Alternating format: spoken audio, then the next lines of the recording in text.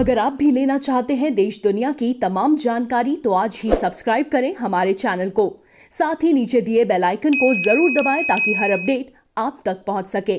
नमस्कार, बहुत news network के खास कार्यक्रम चुनावी चोखा में आप सभी का स्वागत है। बिहार विधानसभा चुनाव के पहले चरण के मतदान के दिन प्रधानमंत्री नरेंद्र मोदी और कांग्रेस नेता राहुल गांधी की राज्य में ताबड़तोड़ रैलियां हुई और एक दूसरे पर जमकर निशाना साधा गया। प्रधानमंत्री ने जहां राम की बात की तो वहीं राहुल गांधी ने रावण का स्मरण किया। अपनी रैलियों में विपक्षी महागठबंधन को विकास विरोधी बताते हुए प्रधानमंत्री नरेंद्र मोदी ने विपक्ष पर निशाना साधते हुए कहा कि पूर्व की सरकारों का मंत्र पैसा हजम, परियोजना खत्म था और उन्हें कमीशन शब्द से इतना प्रेम था कि उन्होंने कभी कनेक्टिविटी पर ध्यान ही नहीं दिया और ऐसे लोग बिहार के हित के बारे में नहीं सोच सकते। बिहार में बुधवार को 3 रैलियों को संबोधित करते हुए प्रधानमंत्री ने विपक्ष पर निशाना साधते हुए कहा, इनके ट्रैक रिकॉर्ड को याद रखिएगा। ये वो लोग हैं जिनके राज में बिहार में अपराध इतना फला फूला कि लोगों का जीना मुहाल हो गया था। उन्होंने तेजस्वी यादव का नाम लिए बिना उन्हें जंगल राज का युवराज भी बताया। अयोध्या में राम मंदिर निर्माण का जिक्र करते हुए प्रधानमंत्री मोदी ने कहा, वे सियासी लोग जो बार बार हमसे तारीख पूछा करते थे वे बहुत मजबूरी में हैं।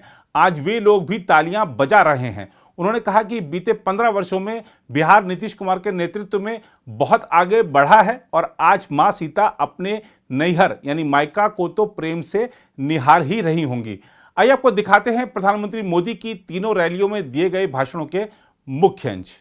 सदियों की तपस्या के बाद अब आखिरकार अयोध्या में भव्य राम मंदिर का निर्माण शुरू हो गया।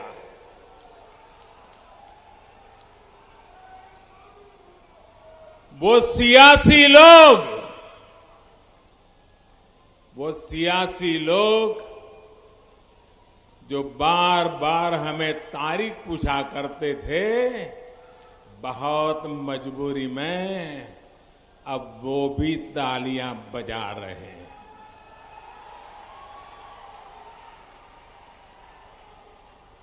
मां सीता के इस क्षेत्र में आकर मैं यहां के लोगों को राम मंदिर निर्माण की बहुत बहुत बधाई देता हूं, क्योंकि आप उसके प्रमुख हकदार हैं।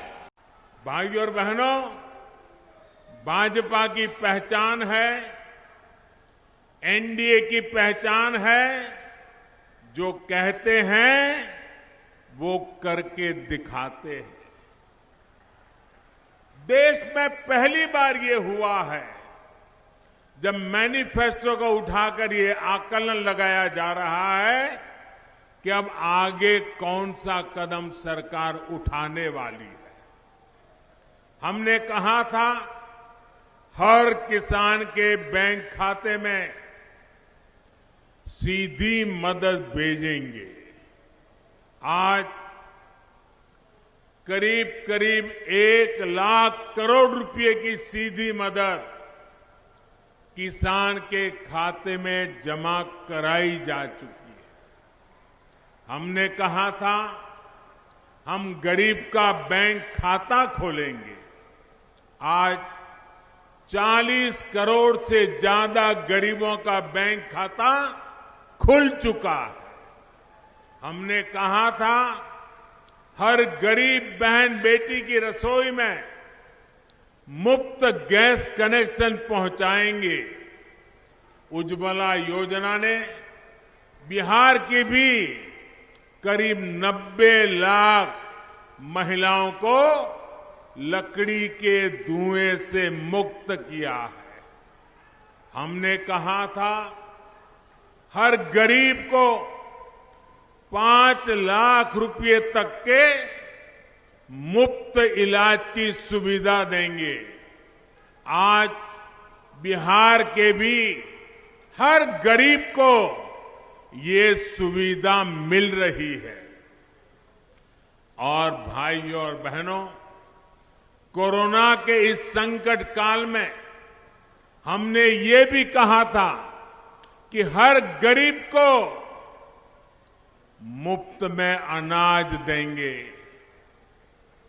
130 करोड़ का देश दुनिया को अचरज हो रहा है।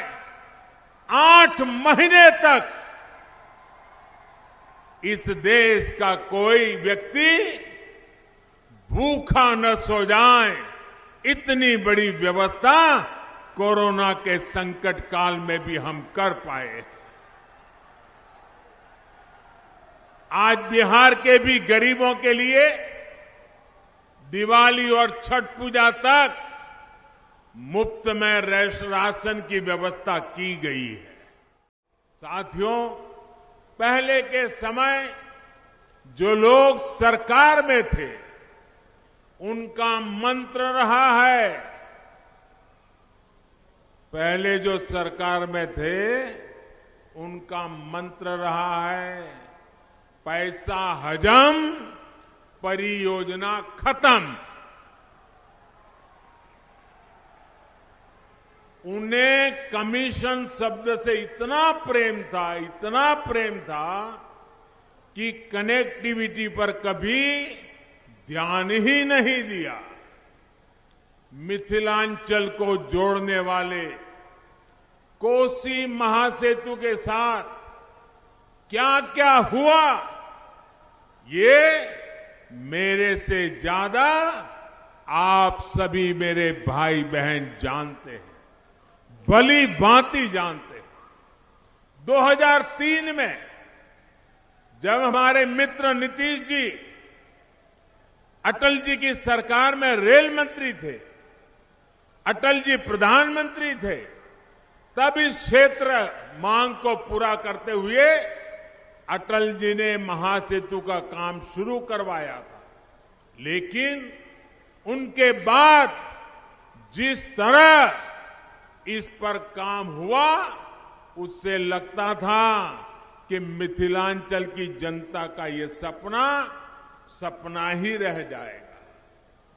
केंद्र में एनडीए की सरकार बनने के बाद और यहां नीतीश जी की ताकत मिलने के कारण कोसी महासेतु का काम कई गुना तेजी से आगे बढ़ा और कुछ दिन पहले ही मुझे कोसी महासेतु के लोकार्पण का सौभाग्य मिला। इससे 300 किलोमीटर की दूरी 20-22 किलोमीटर तक सिमट गई है। अब 8 घंटे की यात्रा सिर्फ आधे घंटे में ही पूरे होने लगी है। साथियों, ऐसी सुविधाएं किसान, व्यापारी, उद्योग जगत, विद्यार्थियों को, हर किसी को लाभ देती है और युवाओं के लिए रोजगार के साधन पैदा करती है। बिहार के लोगों को, मिथिलांचल के लोगों को विकास के ऐसे ही कामों की रफ्तार बढ़ाने के लिए मतदान करना है। बिहार के लोग ये ठान चुके हैं, बिहार में जंगल राज लाने वाली ताकतों को फिर परास्त करेंगे। बिहार के लोग ये ठान चुके हैं, बिहार को लूटने वालों को फिर हराएंगे।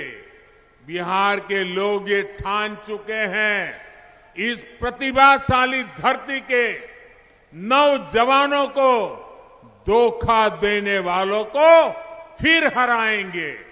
बिहार के लोग ये ठान चुके हैं, बिहार की महिलाओं का जीना दूभर कर देने वालों को फिर हराएंगे। साथियों, जिन लोगों की ट्रेनिंग समाज को बांटकर राज करने की हो, जिन लोगों की ट्रेनिंग कमीशन खोरी की हो, वो बिहार के हित में कभी सोच नहीं सकते। बिहार के मेरे भाइयों और बहनों, इनके ट्रैक रिकॉर्ड को याद रखिएगा। ये वो लोग हैं जिनके राज में बिहार में अपराध इतना फला फूला कि लोगों का जीना मुश्किल हो गया था। ये वो लोग हैं जो किसान कर्ज माफी बात करके कर्ज माफी के पैसे में भी घोटाला कर जाते हैं। ये वो लोग हैं जो नौकरी देने के काम को करोड़ों रुपए कमाने का जरिया मानते हैं। इसलिए इनसे सावधान रहिए, इनसे सतर्क रहिए। उधर बिहार विधानसभा चुनाव में प्रचार करने पहुंचे कांग्रेस सांसद राहुल गांधी ने प्रधानमंत्री नरेंद्र मोदी की तुलना रावण से की है।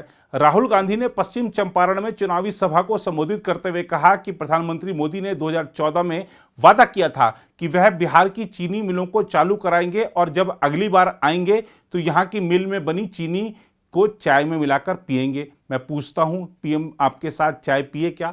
राहुल ने आगे कहा कि आमतौर से दशहरे में रावण, कुंभकर्ण और मेघनाथ के पुतले जलाए जाते हैं, लेकिन इस बार पंजाब में दशहरा पर पहली बार नरेंद्र मोदी, अंबानी जी और अडानी जी के पुतले जलाए गए। ऐसा पूरे पंजाब में देखने को मिला। कारण क्या है? आज भारत का किसान नरेंद्र मोदी जी का पुतला क्यों जला रहा है? ये दुख की बात है। देश का किसान दशहरे पर देश के प्रधानमंत्री का पुतला जला रहा है। पंजाब में दशहरा हुआ, पहली बार मैंने देखा। आमतौर से दशहरे में रावण, कुंभकर्ण और मेघनाथ के पुतले जलाए जाते हैं। पहली बार देखने को मिला कि पंजाब में दशहरे पर नरेंद्र मोदी जी, अंबानी जी और अडानी जी के पुतले जलाए जा रहे हैं। अजीब सी बात है। आमतौर से दशहरे पर रावण का पुतला जलाया जाता है और 2020 में पंजाब में, पूरे पंजाब में दशहरा पर रावण नहीं जलाया जा रहा है, नरेंद्र मोदी जी का, अंबानी का और अडानी का पुतला जलाया जा रहा है। क्यों? कारण क्या है? आज हिंदुस्तान का किसान, पंजाब का किसान नरेंद्र मोदी जी का पुतला क्यों जला रहा है? बड़ा सवाल है। नरेंद्र मोदी देश के प्रधानमंत्री है और दुख की बात है कि दशहरे पर देश के प्रधानमंत्री का पुतला जलाया जा रहा है। खुशी की बात नहीं, दुख की बात है। कारण क्या है? कारण यह है कि जो नीतीश जी ने बिहार के साथ 2006 में किया,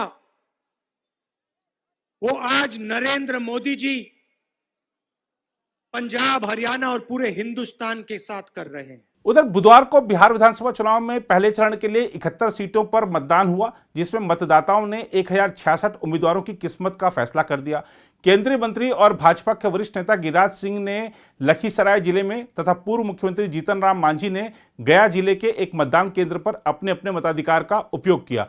बिहार विधानसभा के पहले चरण में कड़ी निगरानी और चाक चौबंद सुरक्षा व्यवस्था के साथ साथ कोविड-19 को लेकर चुनाव आयोग के निर्देशों का पालन करते हुए सुबह 7 बजे मतदान शुरू हुआ था। पहले चरण के मतदान में राज्य के अधिकांश नक्सल प्रभावित इलाके आते हैं। बिहार विधानसभा चुनाव के पहले चरण में कुल 1066 उम्मीदवार चुनावी मैदान में हैं, जिनमें 114 महिला प्रत्याशी शामिल हैं। प्रमुख राजनीतिक दलों में मुख्यमंत्री नीतीश कुमार की पार्टी जदयू 35 सीटों पर चुनाव लड़ रही है। उसके बाद सहयोगी बीजेपी 29 पर है, जबकि विपक्षी आरजेडी ने 42 सीटों पर अपने उम्मीदवार उतारे हैं और 20 विधानसभा क्षेत्रों में उसके गठबंधन सहयोगी कांग्रेस के उम्मीदवार मैदान में हैं।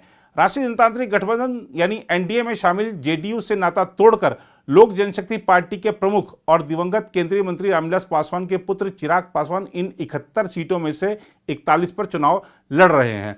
पहले चरण के चुनाव में शामिल प्रमुख उम्मीदवारों में राष्ट्रमंडल खेलों में निशानेबाजी में स्वर्ण पदक विजेता श्रेयसी सिंह शामिल हैं, जो 27 साल की उम्र में जमुई से भाजपा उम्मीदवार के रूप में अपना भाग्य आजमा रही हैं। राज्य मंत्रिमंडल में शामिल प्रेम कुमार गया टाउन, विजय कुमार सिन्हा लखीसराय, राम नारायण मंडल बांका, कृष्णनंदन प्रसाद वर्मा जहानाबाद, जय कुमार सिंह दिनारा और संतोष कुमार निराला राजपुर से पहले चरण के चुनाव में अपना भाग्य आजमा रहे हैं। इनमें से कृष्णनंदन प्रसाद वर्मा, जय कुमार सिंह और निराला जेडीयू के हैं, जबकि शेष बीजेपी के हैं। गया जिले की आरक्षित इमामगंज सीट जो औरंगाबाद लोकसभा क्षेत्र के अंतर्गत आती है, पर पूर्व मुख्यमंत्री और हिंदुस्तानी अवाम मोर्चा के अध्यक्ष जीतन राम मांझी एनडीए के उम्मीदवार के तौर पर किस्मत आजमा रहे हैं। उनका मुकाबला एक बार फिर आरजेडी उम्मीदवार और पूर्व विधानसभा अध्यक्ष उदय नारायण चौधरी के साथ हो रहा है।